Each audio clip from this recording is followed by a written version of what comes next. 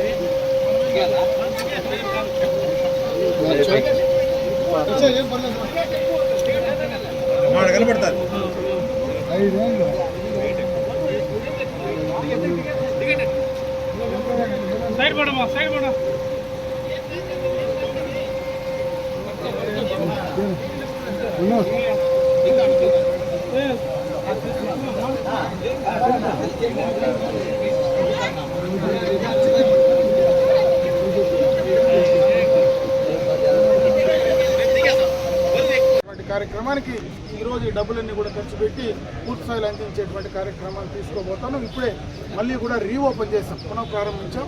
ఈ కార్యక్రమం ఇదే విధంగా కొనసాగి పూర్తిగా కూడా ఈ పట్టణ ప్రాంతంలో ఉండేటువంటి ప్రజలందరూ కూడా దీన్ని ఉపయోగించుకోమని చెప్పి నేను సందర్భంగా కోరుతున్నాను.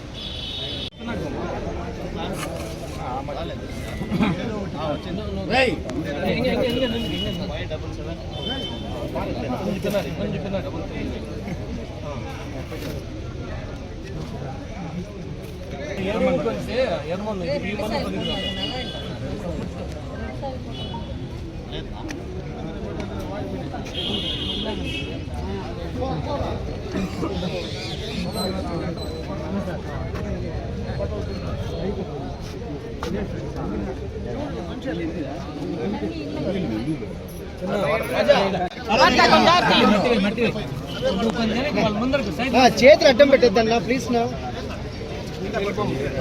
చేతులు అడ్డం పెట్టద్దన్నా.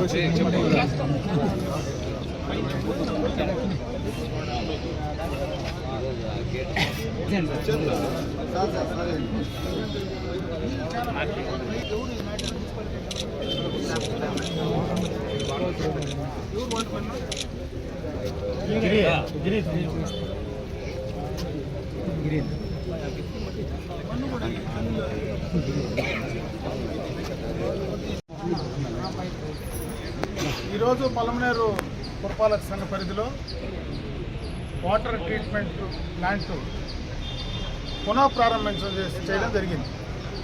ఎందుకంటే గడిచిన 5 సంవత్సరాల్లో 2019 వరకు కూడా ప్లాంటు బాగానే పనిచేసింది.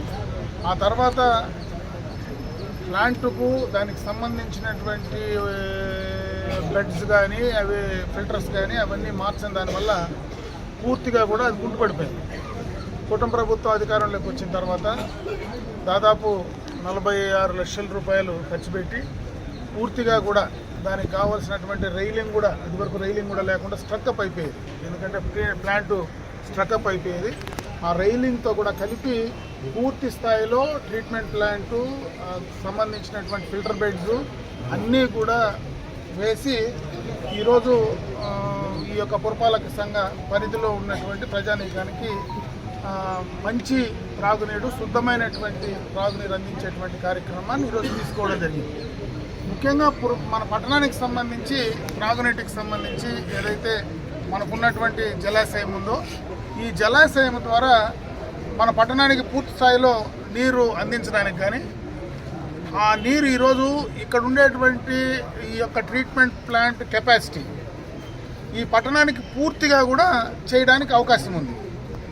పట్టణంలో ఉన్నటువంటి పైప్ లైన్లు లేక ఇక్కడ స్టోరేజ్ చేసుకునేటువంటి ఎలివేటెడ్ ఏదైతే ఈఎల్ఎస్ఆర్ ఎలివేటెడ్ లెవెల్ సంబంధించినటువంటి ఓవర్ హెడ్ ట్యాంక్స్ కానీ జిఎల్ఎస్ఆర్ కానీ దానికి సంబంధించినటువంటి పైప్ లైన్స్ కానీ అవన్నీ లేని దానివల్ల పూర్తి స్థాయిలో అన్ని ప్రాంతాలకు కూడా గతంలో మనం వేయలేకుండా పోయాం. ఈరోజు ఈ ప్రభుత్వం చొరవతో 15వ ఆర్థిక సంఘం మీద అమృత్ స్కీమ్ కింద ఒక జిఎల్ఎస్ఆర్ను కాలేజ్ దగ్గర ఒక పాలిటెక్నిక్ కాలేజ్ దగ్గర ఒక జిఎల్ఎస్ఆర్ను ఈఎల్ఎస్ఆర్ అంటే 3 ఈఎల్ఎస్ఆర్ గంటావూరు, అదేవిధంగా గడ్డూరు, పాలిటెక్నిక్ ఆ మూడింటికి సంబంధించి కూడా అక్కడ కెపాసిటీ ఊరికి సరిపోయేటువంటి కెపాసిటీతో ఈఎల్ఎస్ఆర్లు నిర్మించి దానికి పైప్ లైన్స్కి సంబంధించి కూడా దాదాపు 15,80,00,000 రూపాయలతో శాంక్షన్ చేయడం జరిగింది. దాదాపు 32 కిలోమీటర్ల పట్టణ పరిధిలో ఉండేటువంటి అన్ని పైప్ లైన్లు కనెక్టివిటీ చేయడానికి టెండర్స్ కూడా పూర్తి చేయడం జరిగింది. త్వరలోనే ఆ కార్యక్రమాన్ని కూడా పూర్తి చేస్తే అందరికీ కూడా త్రాగునీటి అందించేటువంటి కార్యక్రమం ఉన్నటువంటి ఈరోజు మన దగ్గర ఉన్నటువంటి కెపాసిటీ ఏదైతే మనకు ఉన్నటువంటి కౌండిన్యా ప్రాజెక్ట్ ఏదైతే ఉందో ఆ కెపాసిటీకి సంబంధించి చేసే కార్యక్రమం చేస్తాం. ఇంకొక పక్క దానికి అనుసంధానం చేయడానికి గంగన సిరీస్ పైన ఎప్పటి నుంచినో కూడా మనము పోరాడుతూ ఉన్నాం. ఈరోజు ప్రభుత్వానికి ఎందుకంటే అక్కడ కొంత ఫారెస్ట్ క్లియరెన్స్కి సంబంధించి వైల్డ్ లైఫ్ సాంచురీ ఉండేదానివల్ల, ఎలిఫెంట్ కారిడార్ ఉండేదానివల్ల కొన్ని సమస్యలు వస్తూ ఉన్నాయి. అయినా కూడా ఈరోజు ప్రభుత్వం నుంచి కూడా డిపిఆర్ కంప్లీట్ చేసి డిపిఆర్ కూడా గవర్నమెంట్ కూడా సబ్మిట్ చేయడం జరిగింది. ఇదే కాకుండా మనకున్నటువంటి హంద్రీనీవాకి సంబంధించి ఏదైతే మన కుప్పానికి హంద్రీనీవా నీళ్ళు తీసుకెళ్తున్నాం కాబట్టి హంద్రీనీవా ద్వారా కూడా ఇక్కడ కౌండిన్యా కనెక్ట్ చేసి ఈ కౌండిన్యాలో ఉండేటువంటి వాటరు అక్కడ హంద్రీనీవా నుంచి తీసుకొచ్చి పట్టణానికి సంబంధించినటువంటి త్రాగునీరు పూర్తిగా కూడా అందించాలనేటువంటి కార్యక్రమాన్ని కూడా మనం పూర్తి చేయడం జరుగుతుంది. పూర్తి చేసే ప్రయత్నంలో ఉన్నాం. అదేవిధంగా హంద్రీనీవా నీళ్లు సరిపోకపోతే గాలేరు నగర్ను కూడా అనుసంధానం చేసేటువంటి కార్యక్రమం ఈరోజు కార్యరూపం దాల్చేటువంటి కార్యక్రమం ఏదైతే గండికోట రిజర్వాయర్ నుంచి కూడా మనకు తంబలపల్లి దగ్గర లింకప్ చేసి రాయచూటి నుంచి కూడా లింకప్ చేసి ఈ గాలేరు నగరి హంద్రీనీవా రెండు లింకప్ చేసిన తర్వాత చిత్తూరు జిల్లాలో ఉండేటువంటి పడమటి ప్రాంతాల్లో అన్నిటికీ కూడా త్రాగునీరు సాగునీరు అందివ్వాలనే కార్యక్రమాన్ని తీసుకోవడం జరుగుతుంది. ఇదే కాకుండా కేంద్ర ప్రభుత్వం నిధుల నుంచి కూడా ఈరోజు దాదాపు 3,000 కోట్ల రూపాయలతో కూడా త్వరలోనే ప్రతి అర్బన్ ఏరియా, రూరల్ ఏరియాకి సంబంధించి ప్రతి ఇంటికి కూడా కొళాయి ద్వారా స్వచ్ఛమైనటువంటి త్రాగునీరు అందించాలని చెప్పి ఈరోజు జల్ జీవన్ మిషన్ ద్వారా ఆ కార్యక్రమాన్ని కూడా డిపిఆర్ తయారు చేయడం జరిగింది. మనది సెకండ్ ఫేజ్లో ఉంది. ఫస్ట్ ఫేజ్ టెండర్స్ అయిపోయినాయి, సెకండ్ ఫేజ్లో ఉంది. సెకండ్ ఫేజ్ కూడా త్వరలోనే టెండర్స్ కాబోతూ ఉన్నాయి. దాని ద్వారా కూడా ఈ యొక్క ప్రాంతం మొత్తం కూడా త్రాగునీరుకు అటు గ్రామీణ ప్రాంతం కానీ పట్టణ ప్రాంతాల్లో కానీ ఎక్కడ కూడా ఇబ్బంది లేకుండా చేయటువంటి కార్యక్రమాన్ని కూడా శ్రీకారం చుట్టే కార్యక్రమం చేస్తూ ఉన్నాం. ఈ ప్రభుత్వం అధికారంలోకి వచ్చిన తర్వాత అన్నీ కూడా ఏదైతే ఈరోజు ప్రభుత్వం నుంచి ఈ మధ్యనే దాదాపు 3.5 కోట్ల రూపాయలు సపరేట్గా కూడా నిధులు కూడా తీసుకురావడం జరిగింది. డ్రైనేజ్ సంబంధించి, ఇంటర్నల్ రోడ్స్ కానీ, ఈ పైప్ లైన్స్ కానీ, ఈ డ్రింకింగ్ వాటర్కి సంబంధించి కానీ, అదేవిధంగా ఉడా నుంచి కూడా ఏదైతే మనకు అర్బన్ డెవలప్మెంట్ అథారిటీ ఉందో దాని ద్వారా కూడా బోర్లు డ్రిల్ చేసే కార్యక్రమాన్ని కూడా తీసుకున్నాం. బోర్లన్నీ కూడా డ్రిల్ చేసాం. ఇమీడియట్గా ఏదైనా కావాలంటే దానికి పైప్ లైన్లు వేసి మోటార్లు వేసి ఆ కార్యక్రమాన్ని కూడా తీసుకునేటువంటి కార్యక్రమాన్ని కూడా చేస్తాం. అంటే ఈ ప్రాంతంలో ఉండేటువంటి అర్బన్ ఏరియాలో చుట్టుపక్కల ఉండేటువంటి ఈ ప్రాంతానికి అనుసంధానమైనటువంటి రూరల్ గ్రామాలు ఏవైతే మున్సిపల్ పరిధిలో ఉన్నాయో వాటన్నిటికీ కూడా త్రాగునీటికి ఎటువంటి ఇబ్బంది రాకూడదు అనేటువంటి ఆలోచనతో ఈ కార్యక్రమాన్ని ఈ ప్రభుత్వం వచ్చిన తర్వాత తీసుకున్నాం. దాదాపు 20 నెలల కాలం ప్రభుత్వం వచ్చిన తర్వాత దాదాపు అయ్యింది.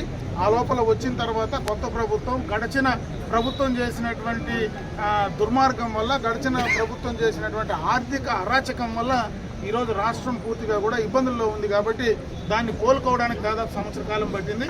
ఈరోజు అన్నీ కూడా ఒకటి అంచెలంచెలుగా మనం ఆ కార్యక్రమాలు కొనసాగించుకుంటూ